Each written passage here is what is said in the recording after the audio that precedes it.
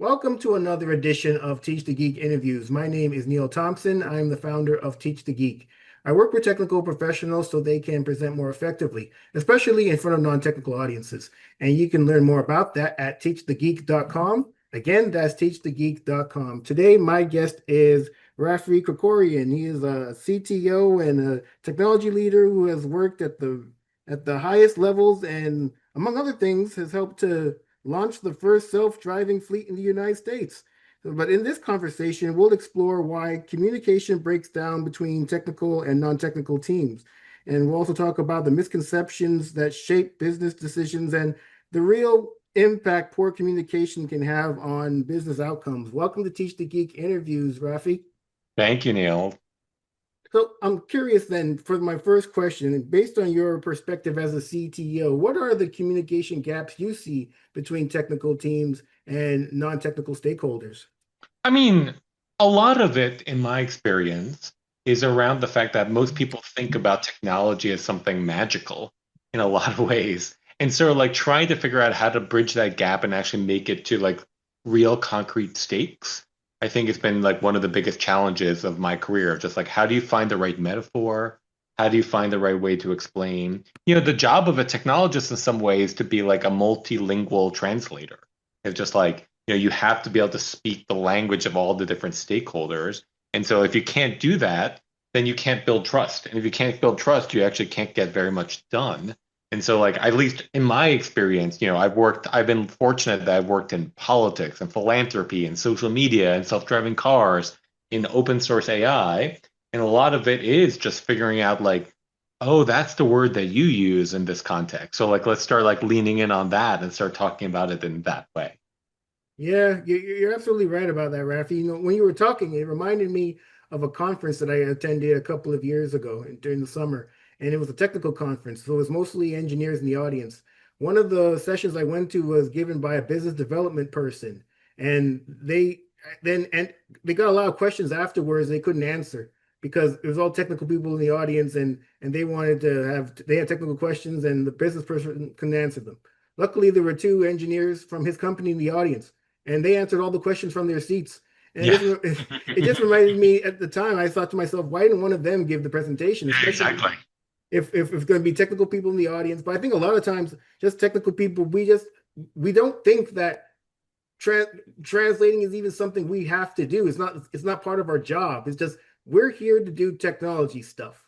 You know, Well, the I mean, go like I've also found that it's partially dependent on the place you're at, right? So like, when I used to be at Twitter or Uber, technology is king.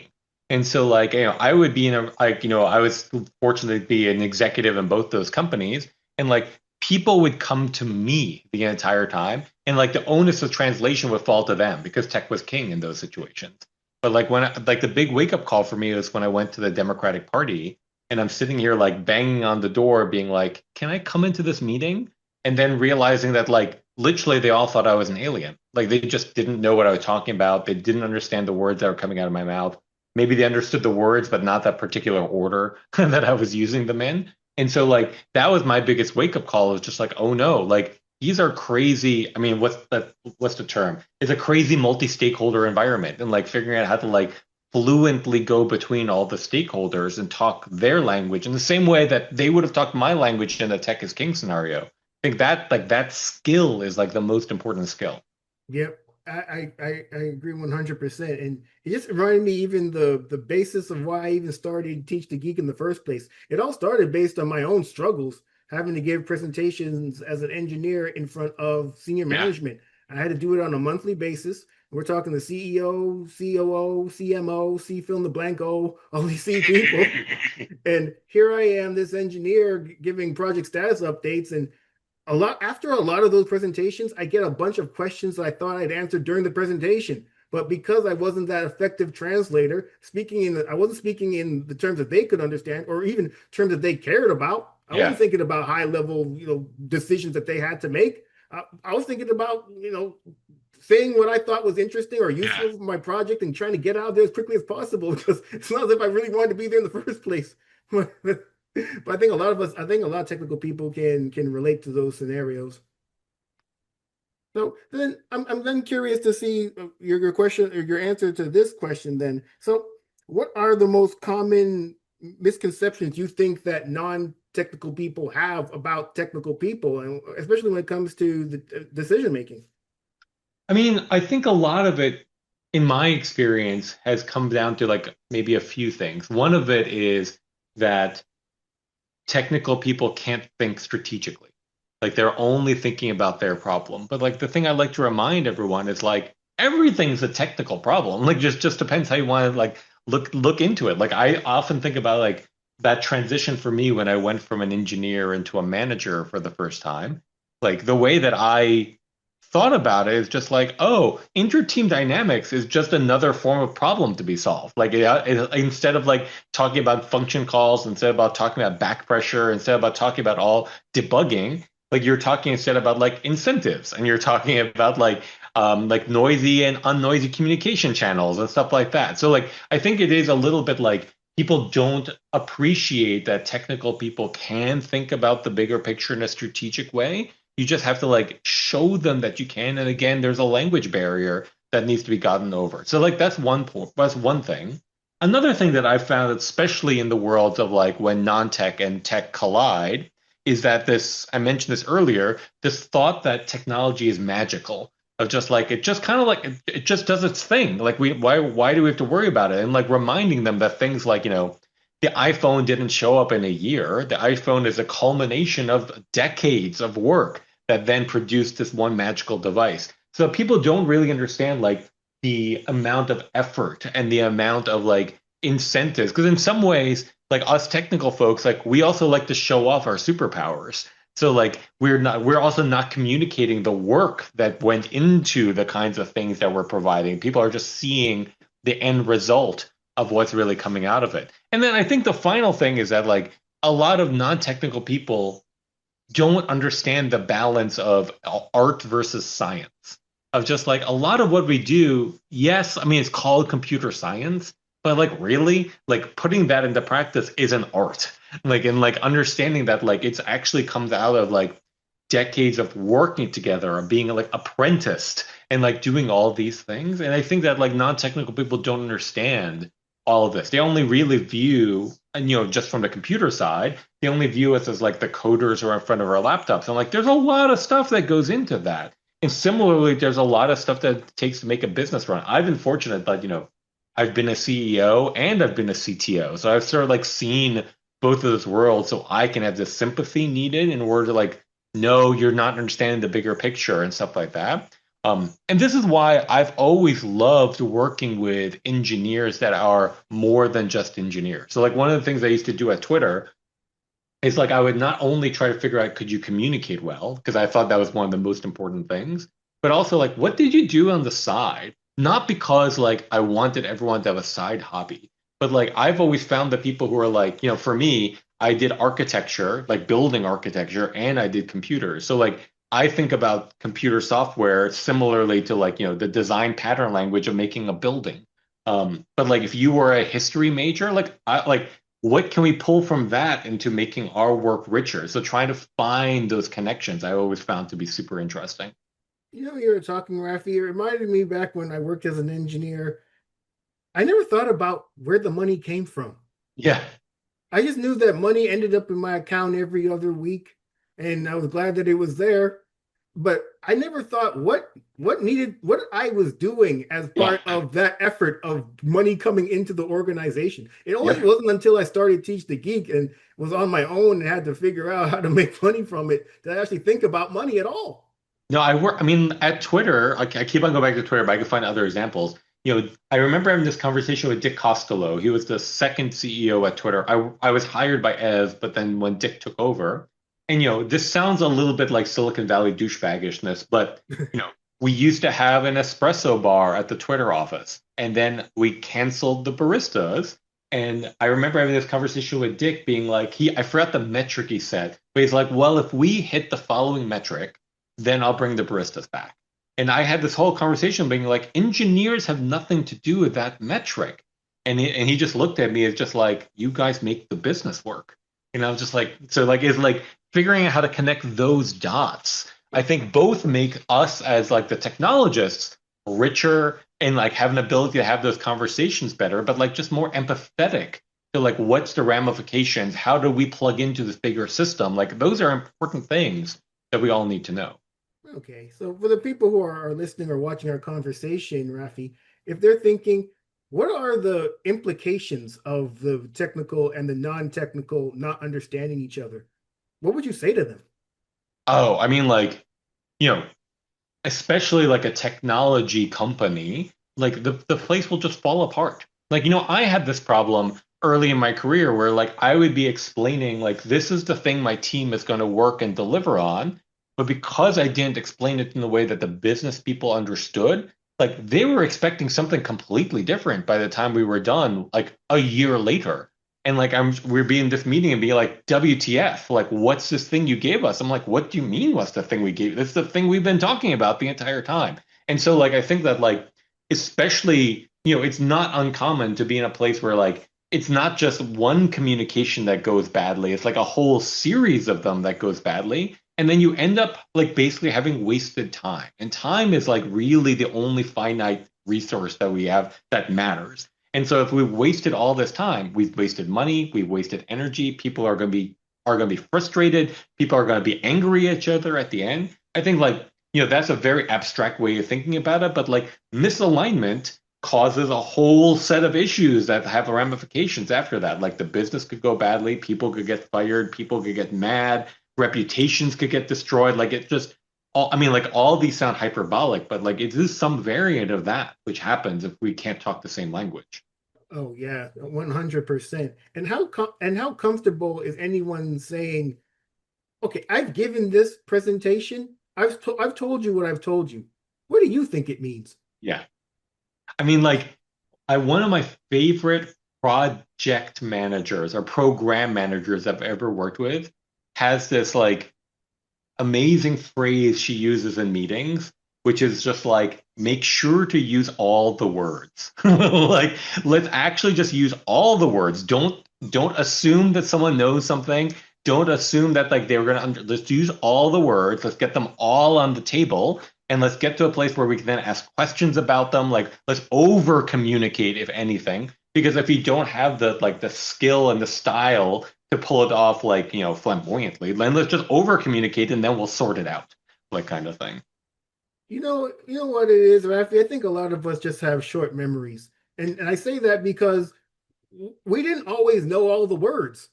And yet now we're expecting the people we're speaking to who don't have the same level of expertise as we do to know all the words. Yeah, Why can't we just think about who we were before we were these experts who yeah, didn't know all the words? You would have had to tell us all the words too. yeah.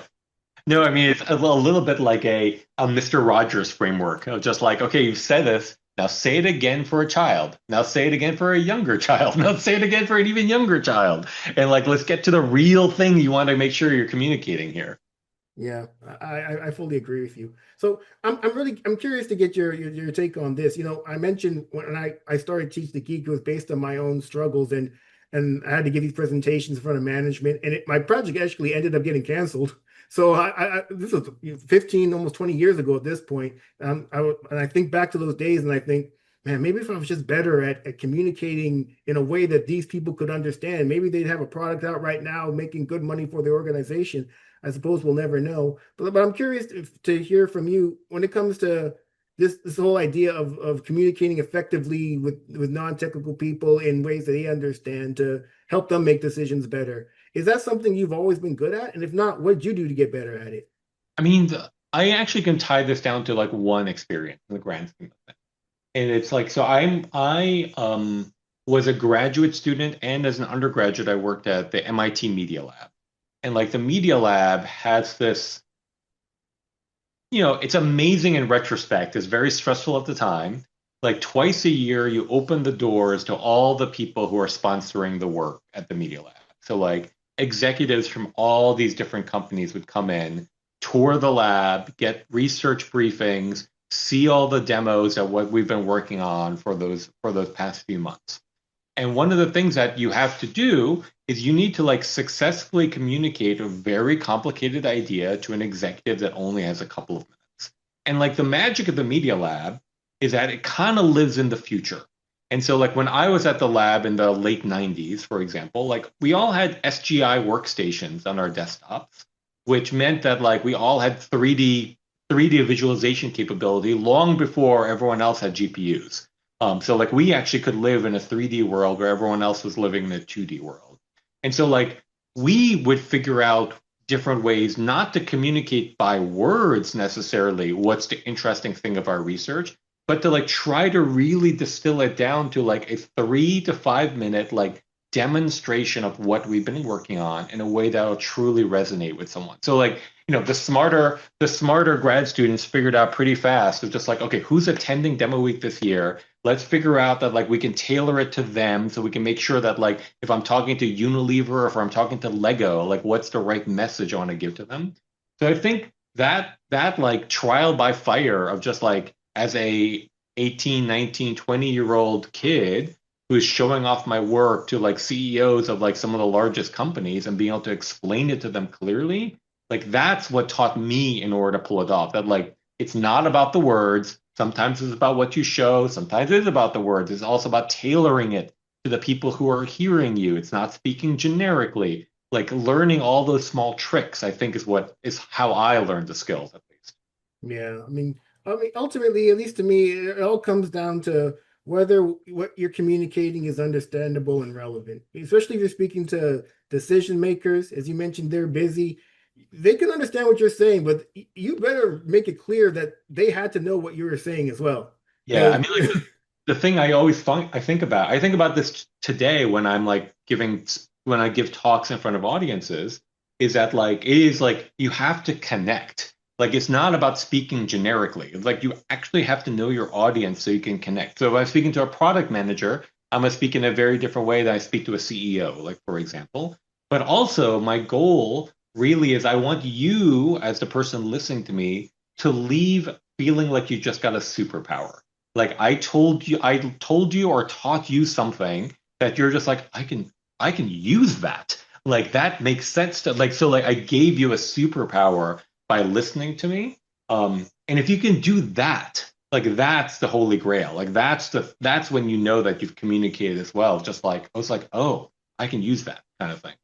I like your framing of that, Rafi, because I fully agree with you there. There have been so many instances in which I've been in the audience listening to someone speak for 45, 60 minutes. And at the end of it, I think to myself, I could have been watching YouTube videos. I Exactly. I learned nothing. Cool story, bro. But I mean, whenever I'm listening to anybody, I'm always thinking about what can I take away from this that I can use. So it sounds like you're similar to me. Yeah, So I mean, I've been fortunate these days that I've been doing some writing for the Atlantic magazine. I just had an op-ed published yesterday. But like, I want people to come away being like, learned something. I saw something that I can't unsee, and so like I like that's gonna stick in my head because I can't unsee. I see the world differently because of this thing I just read, and I'm just like I have empathy for like the characters of that story. So like I think about this all the time when I give a talk, when I give a presentation to my boss and stuff like that. It's like, heroes and villains and drama and stuff like that. It's actually all important. Like these are, we as humans have been telling stories since the dawn of time. And so like it's communicating is an act of storytelling. So you just got to figure out the story arc that you want to tell, even if it is like your product demo, even if it is a status update, like what's the story arc? yeah, I eventually I understood the importance of telling stories. I'll honestly say that when I first started giving those presentations in front of management, I wasn't thinking about stories at all. I Yeah. was thinking about data dumping and Yep. reading slides and getting out of there as quickly as possible. I got other things to do. And I had to do this every month.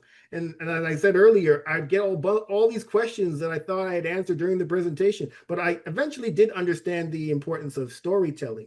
Although I will still say that if I don't get anything from it other than these cool stories that I likely will forget, then I could have been doing something else. And I think also I end up thinking about other things too. And obviously that's not the point. But then I also think I also well I don't think I know this for a fact.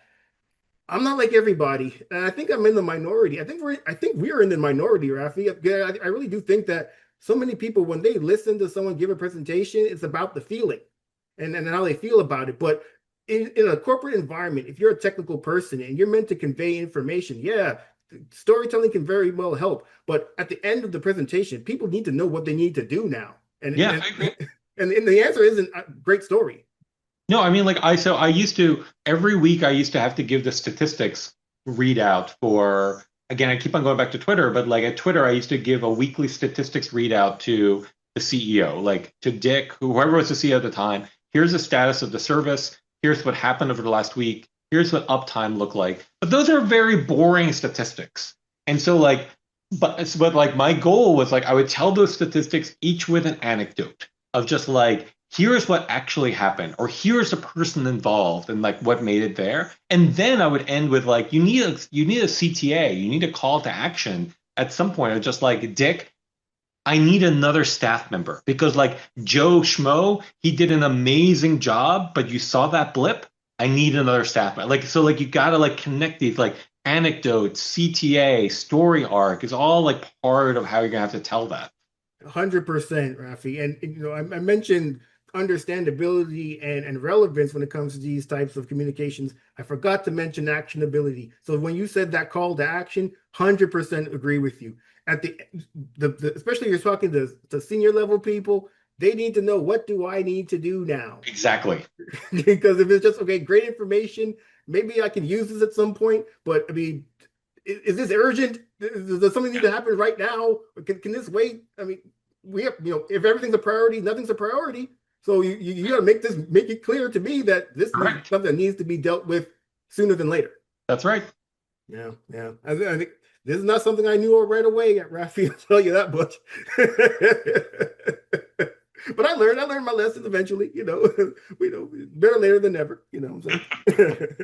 So I'm curious to hear your thoughts on this, Raffi. When it comes to technical teams or just technical people generally getting better at communicating with non-technical stakeholders, what can an organization do to help them address that issue?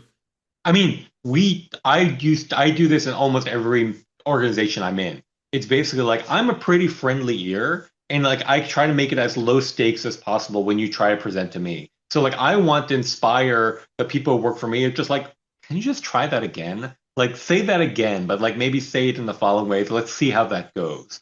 And so like I think you need to have like leadership of the technical group bought in on the fact that communication is probably the most important skill, especially in a world where like we're not even writing code anymore. Like we're telling a computer to write code for us. So like what's really our job? Our job is to communicate about like the broader system, the broader things that we should be caring about as a business, the broader architecture questions. Like so those are just communication issues. So you need a leadership team that is bought in on the fact that communication is important. And I'm going to allow, similar to like how my engineers all do code reviews for each other, we should be doing talking reviews. Like present that and let's give you some feedback and just like learn from each other. Like I'm not saying go all the way to Toastmasters, but maybe you should do Toastmasters, but for engineers, or Toastmasters for nerds or something, just to like help, because I think it is a learnable skill. It's not like people can't do it, but you just need, like anything else, you just need to practice it a few times.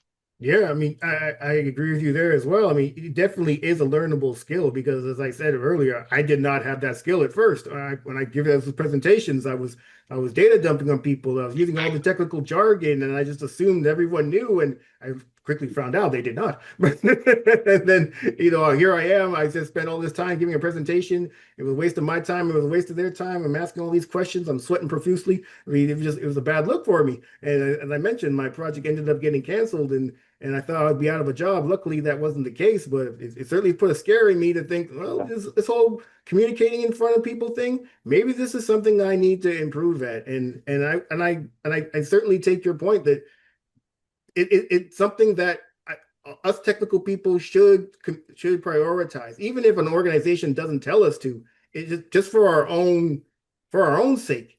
Yeah. Because I also noticed that the majority of opportunities tend to go to the people who are the better communicators anyway. I was going to literally say the exact same thing. Like, if I had to choose between two engineers of equal quality, I would obviously hire the one that just can communicate better. And so I don't know how much of that delta goes of just like, will I hire someone of like slightly lesser skill set because they can communicate better? I'm not necessarily saying that.